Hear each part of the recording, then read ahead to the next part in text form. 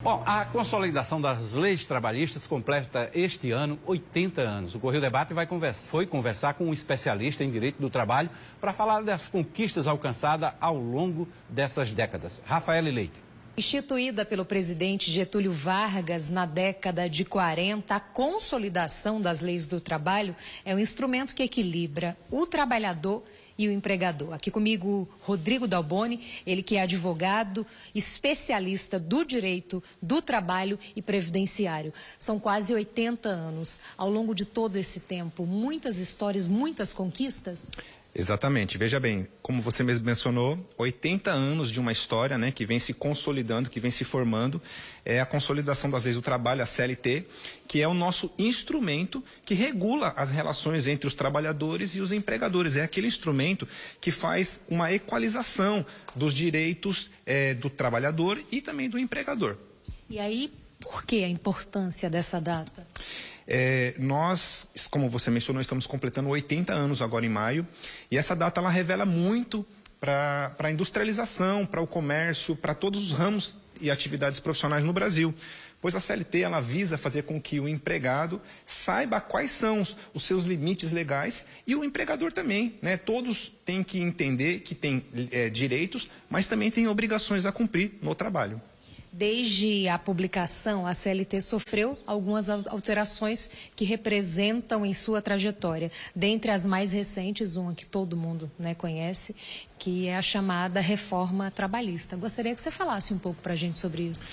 Veja bem, como você bem mencionou, nesses 80 anos de história da CLT, muitas reformas ocorreram, muitos mecanismos foram ajustados. Nós, em geral, temos uma visão de que a CLT ela permaneceu estática, antiga, né, parada, porém não. No longo desses 80 anos, ela também sofreu reformas e dentre elas, nós podemos elencar reformas que trouxeram benefícios para a classe trabalhadora, mas também trouxeram benefícios para a classe dos empregadores. Né? Por exemplo, a reforma trabalhista, né, que foi implementada em 2017, né, em julho de 2017, passou a tomar vigência em 2018 e trouxe enormes alterações à CLT. Por exemplo, entre elas, desobrigou a participação sindical, né, na relação empregatícia, que antes os sindicatos eles estavam bem mais envolvidos na relação, na proteção do trabalhador, né? A própria CLT, ela oportunizou agora, com a reforma trabalhista, o empregador fazer demissão por acordo, ou seja, ele faz uma demissão, porém ele faz um acordo demissional. Há também a possibilidade de fazer as transações extrajudiciais. Foi também implementado na reforma trabalhista o trabalho intermitente, que é aquele em que o trabalhador não comparece todos os dias na empresa, ele só comparece quando ele é acionado. Então, dentre as mudanças que a reforma trabalhista trouxe, né, que ela modernizou a CLT, nós temos mudanças que foram positivas, porém nós também temos mudanças que não foram tão positivas na reforma de 2017. Por exemplo, a reforma ela trouxe complicações para o trabalhador adentrar com o processo judicial, né? A reforma trabalhista de 2017, no corpo da lei, ela colocava obrigações para o trabalhador, inclusive dele pagar a empresa em caso de insucesso. Porém, isso foi reformado pelo STF, né, que é o órgão lá em Brasília, que é o Supremo Tribunal Federal, que organizou, que arrumou essa falha que a reforma trabalhista trouxe e essa regra não mais existe. Ou seja, se o trabalhador não tiver êxito no processo e ele for beneficiário da justiça gratuita, ele não tem custos com o processo, né? Porque o processo trabalhista, às vezes, ele não tem uma certeza do que a pessoa está indo buscar. A relação trabalhista, a relação de emprego, ela não é igualitária entre o trabalhador e o empregador durante o momento em que o trabalhador está exercendo as atividades. Então, o processo trabalhista também ele tem algumas lacunas e algumas dificuldades.